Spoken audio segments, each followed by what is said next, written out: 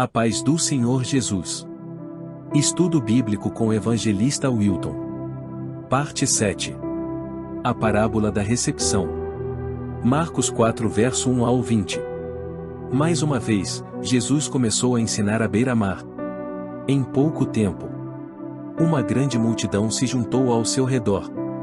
Então ele entrou num barco e sentou-se, enquanto o povo ficou na praia.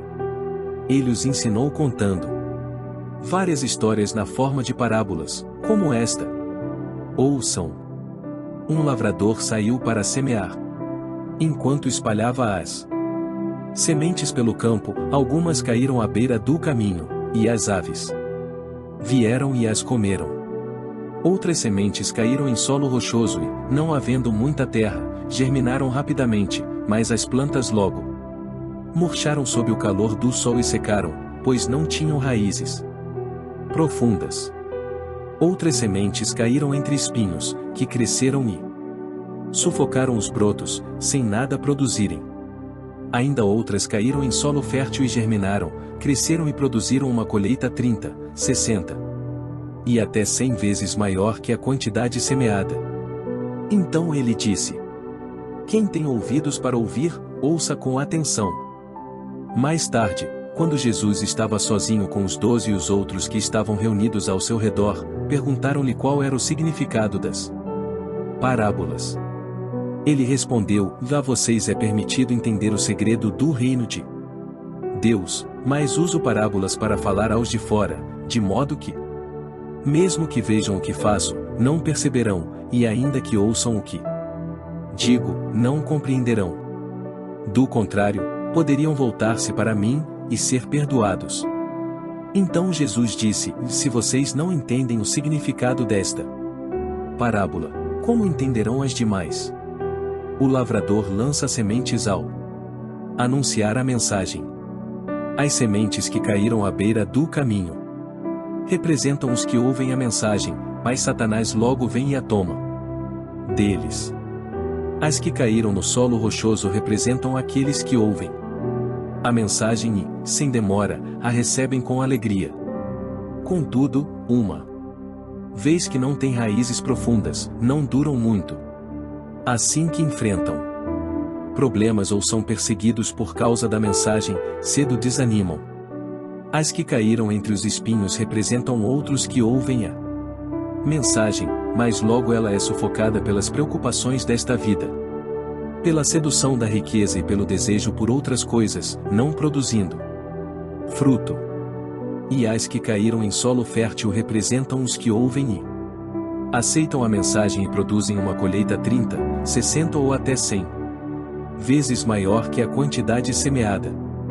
Aqui está uma das parábolas contadas por Jesus, a parábola do semeador. É uma parábola famosa, bonita, profunda e cativante. Mas, você sabe o que é uma parábola? Parábola é a tradução do grego ou paraboleo, que significa o colocar coisas lado a lado. O prefixo grego é usado na palavra ao paralelo. Lembra do trilho de trem, uma linha ao lado da outra. Pensa também naquela pedra de granito, o paralelo. Na pavimentação das ruas, é uma fileira de pedra colocada ao lado da outra. Esse é o sentido da palavra ou parábola. A parábola é uma história que coloca duas coisas em paralelo, isto é, uma ao lado da outra, e com um objetivo. O propósito da parábola é ajudar no entendimento de uma verdade moral ou espiritual. Jesus fez muito uso de parábolas em seus ensinamentos. Por que será que Jesus usava essas histórias? Jesus usava as parábolas por 3 razões, com certeza. Primeira, para facilitar a compreensão.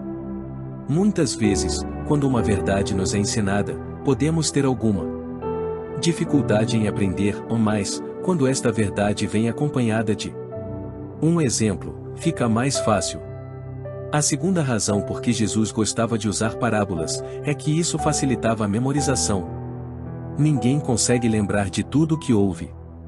Por exemplo, Jesus pregou o Sermão da Montanha e na conclusão, ele desejou que todos se lembrassem da sua palavra. Aí, Ele contou uma parábola: 2 homens construíram suas casas, um construiu sobre a areia e outro construiu sobre a rocha, e cada casa teve um destino diferente quando veio a tempestade. Professores e pregadores fazem muito uso de histórias assim e pela mesma razão. Talvez você não consiga lembrar do sermão inteiro ou da aula toda, mas quem esquece uma boa historinha? Isso é muito interessante.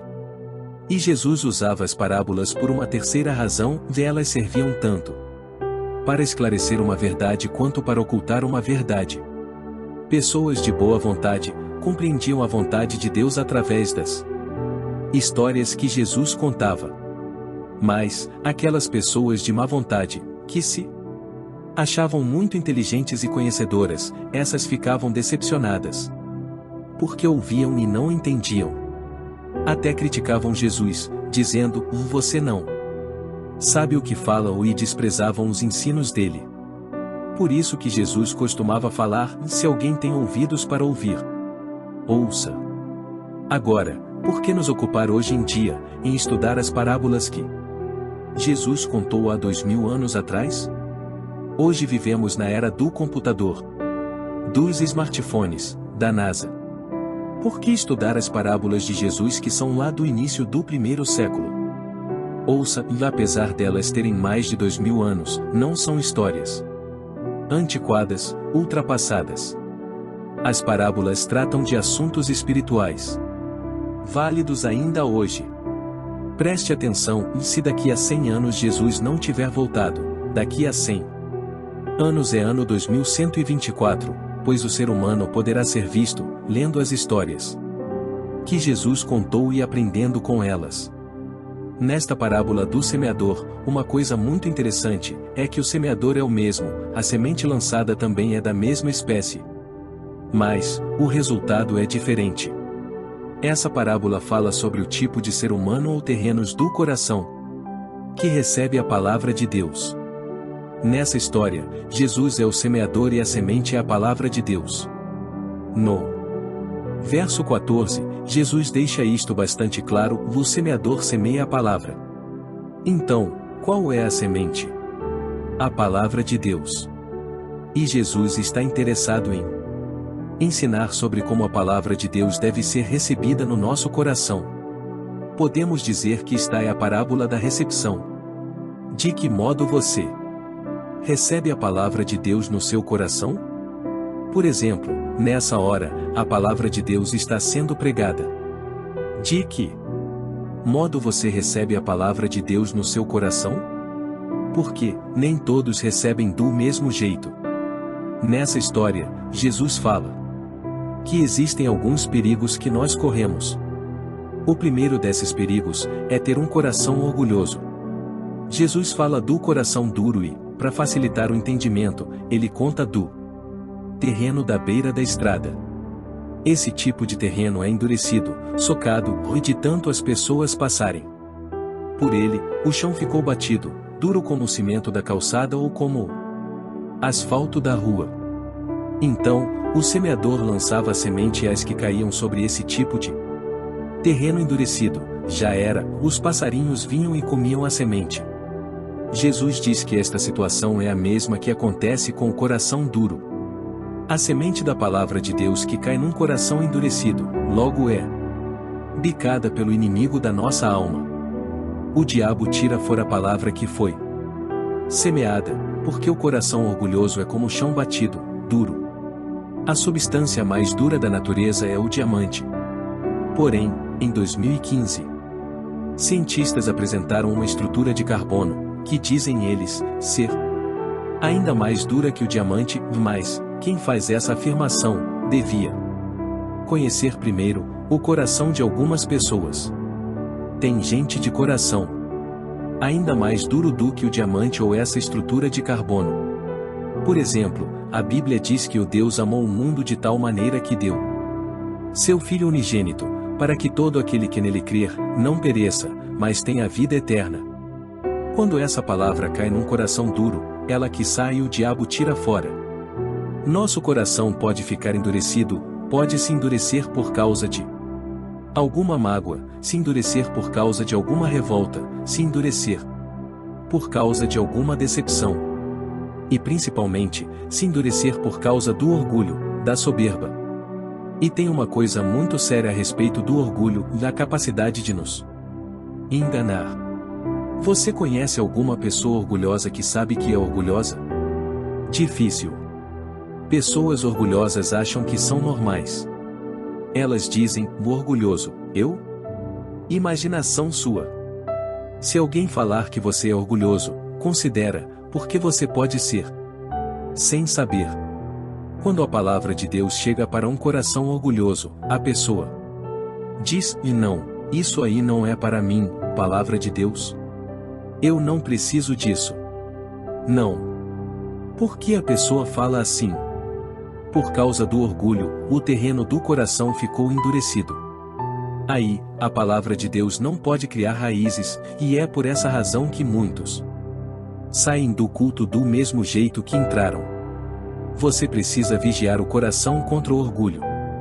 Não deixe que a amargura, a decepção, os problemas da vida, endureça a sua alma, porque se isso acontecer, a palavra de Deus, que abençoa tanta gente, será tirada pelo diabo, do mesmo modo como os passarinhos tiraram a semente aqui da história contada por Jesus. Então, esse é o primeiro perigo que a gente corre, o perigo de ter um coração duro. A pessoa ouve a palavra de Deus, ouve, e nada acontece na sua vida, porque a palavra não fincou raízes, não permaneceu. O segundo perigo que Jesus diz que a gente corre, é o perigo da fé rasa. Superficial, fé só para o gasto. Jesus disse, lemos no verso 16, que tem pessoas que ouvindo a palavra, logo a recebem e recebem com alegria. Mas, são de pouca duração. Quando vem uma luta, uma perseguição por causa da palavra, o que acontece? Essas pessoas se escandalizam e param. Elas são tipo fogo de palha. Palha pega fogo facinho, mas dura pouco tempo. Há pessoas assim, cheias de entusiasmo no começo da sua fé, mas não vão adiante. Essas pessoas, Jesus disse, ouvindo a palavra de Deus, o Evangelho, recebem com alegria e abraçam a obra de Deus, chegam junto nas atividades da igreja e mais é fogo de palha. A fé é rasa, quando vêm os problemas, as perseguições, as dificuldades, quem tem um coração desse tipo se escandaliza por qualquer coisa e desiste. Quantas pessoas que um dia já participaram da igreja e não participam? Mas quantos que um dia estavam animados com Jesus, e hoje estão frios na fé e afastados? Vieram as dificuldades e porque o terreno do coração é raso, a palavra de Deus não criou raízes, o vendaval de problemas que acontecem veio, e a pessoa não conseguiu se manter firme na fé. É comum encontrar pessoas que falam, eu não vou mais para a igreja. Cansei de problema. Comecei indo na igreja e aí, em vez da minha vida melhorar, piorou ou me apareceu um monte de problema. Ora, sabe quem é que coloca problemas na vida da gente? É o diabo. O propósito dele é nos roubar, matar e destruir. E você vai deixar? É melhor fazer resistência agora, do que estar na residência do diabo depois na eternidade. E Jesus está falando aqui sobre isso, sobre a fé que na hora da dificuldade, se mostra superficial. Não aguenta o tranco. Não dá para mim, não, ou vou parar com a igreja. Fé rasa. O terceiro perigo que a gente corre é o perigo de estabelecer prioridades erradas. Aqui na parábola que Jesus contou, esse perigo é ilustrado pela semente que caiu entre os espinhos. No verso 19 lemos de pessoas que ouvem a palavra, recebem a palavra, mas os cuidados do mundo, a sedução das riquezas e a cobiça de outras coisas, presentes no coração da pessoa, sufocam a palavra e ela fica infrutífera. Então, 3 perigos. O primeiro é, não vou nem entrar para a igreja, porque o coração está endurecido de orgulhoso, não chega a crer na palavra. O segundo perigo é o seguinte, já participou da igreja, mas vieram as pressões e não aguentou, fé rasa, saiu da igreja. O terceiro perigo é, a pessoa está dentro da igreja, se tornou membro, participante dos cultos, mas está dividida, com prioridades erradas. Por quê? Tem espinhos crescendo no coração e eles sufocam a fé da pessoa.